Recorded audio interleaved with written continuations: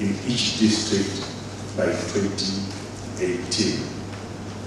And we have interested development partners in this project. We have interested local companies in this project, and we think we will be able to at least establish one community information center in each district. The government is also working on a project to digitize rural communities throughout Zimbabwe by bringing broadband access to the marginalized communities under the National Digital Project. Using VSAT KA band, WiMAX, and Wi-Fi technologies, the project seeks to empower the communities to meaningfully contribute to the National Development Agenda (MISA), bridge the digital divide as well as act as a vehicle for enabling access to e-services such as e-learning, e-health, e-agriculture, e-government services. The first digital village is set for launch in one of Zimbabwe's remote districts this year. We hope to launch this year. Ladies and gentlemen, as part of the National E-Strategy for Digital Inclusion, the government, through state-owned enterprises in partnership with academic institutions, that is primary, secondary, vocational, and tertiary institutions, is successfully implementing the program to establish ICT facilities and have all academic institutions connected. All 15 universities, 8 polytechnics, 13 teacher training colleges have functional internet connectivity. Major projects in this field include the establishment of ICT labs in schools, which brings with it internet connectivity, the Connect a School Connected Community Program, which brings with it also internet connectivity. At the moment, we are working on a program to bring connectivity to 2,600 schools. To derive maximum benefit from existing and future infrastructure deployments, as well as encourage competition, the government is engaging stakeholders to formulate an infrastructure sharing policy. This will harmonize infrastructure establishment at national level and diversify service provision countrywide. And we expect this to also reduce the cost of providing internet. In addition, the country has got a strategic objective in line with regional and international programs to optimize information networks by establishing a national internet exchange point as an approach to improve quality, reduce delays, reduce costs for internet traffic, add value, and create new growth and development opportunities.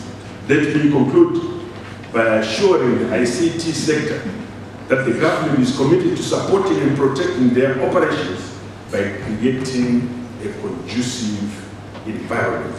The ministry has taken the first step by launching the Zimbabwe Internet Governance Forum at the multi-stakeholder workshop that was held at the Rainbow Towers Hotel in Harare on 17 June 2015.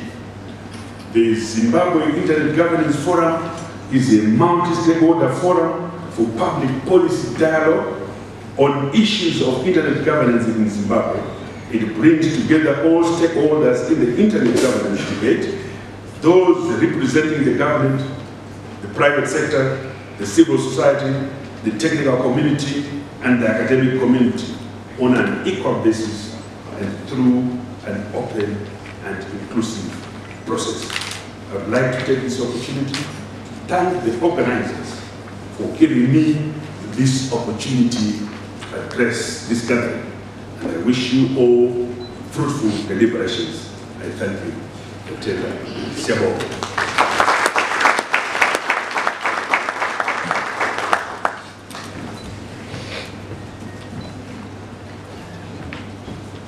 That was a presentation on the future of internet in Zimbabwe.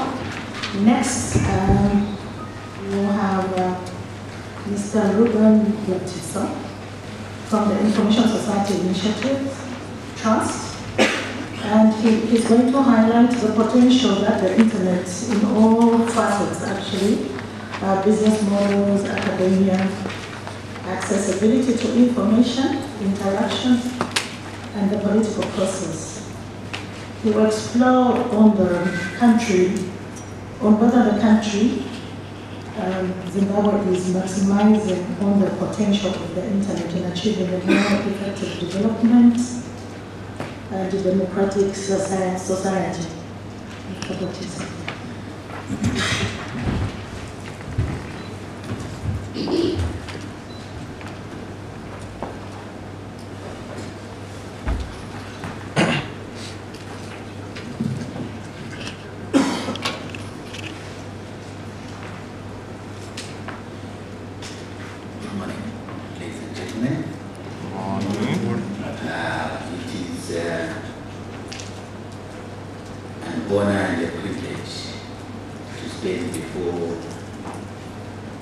This gathering, which to me clearly appears to be a gathering that already have answers to one of the questions that I was given as a brief to respond to this morning. And that question was, what is the internet? I hope that you will agree with me that if I were to start saying what the internet is, you will be here until the cows come home. Given its multifaceted nature and the continuous and ever-accelerating growth of the internet. So I made a few adjustments to what I've been asked to talk to you about, and Ms. Zulu will have given you some expectations of what I will be speaking to, which will not exactly be made this morning. But let me start by recognizing the board members and the trustees of MISA, who I don't know. Do you know them? Do you know them? If I may be obnoxious and request those board members and trustees of MISA who are present here, so I acknowledge you. Say, here you are. So I'm told the number of them here. Huh? Okay. But through them, if they don't want to be known, that's fine. I'd like to thank them for organizing this event. And the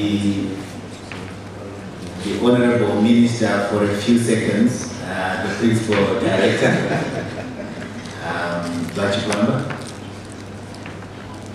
the management at MISA, represented by none other than Kantaria, and the Director General of Waters.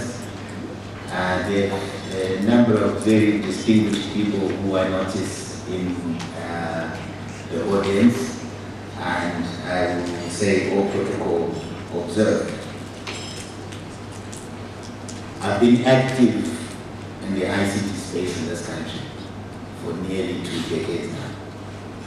And I'm really tired of writing papers and making presentations on PowerPoint and explaining things.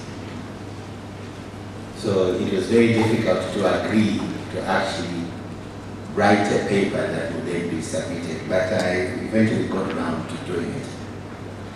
And as I alluded to, this thing that we call the internet, this animal that the internet is actually also having a relative which you guys are now calling the Internet of Things. So the thing itself is going to be a part of itself, which was a very interesting pause. At the end of the day, I think we agreed that the internet is a very important resource. Let's just agree that it's a tool that that we can use. Some people had guns and they used them to oppress others. Some people had guns and they used them to liberate others. Some people had guns and they shot their fellow students for fun. Some people had guns and they used to intimidate them. So when you have a tool, it depends on who is the user. It depends on what that user chooses to do with the tool. And so it is with the internet. And we as a country, Zimbabwe, and as a region, Southern Africa, we also have this tool to use. We have it in equal measure with anyone else in the world. And it's up to us as to how we are going to use that tool. The timing of this discussion, this forum in Zimbabwe, is very good because, as you heard from the ministry, we're actually looking now to infrastructure sharing. About 20 years ago, there was no access to telephone lines. Now we're talking of a mobile penetration rate of over 104%, although we all know that it's because you guys have got multiple lines because the networks are not ready before. In reality, our challenge is that we have 50% internet access for the people of Zimbabwe because 70% of the people are in rural areas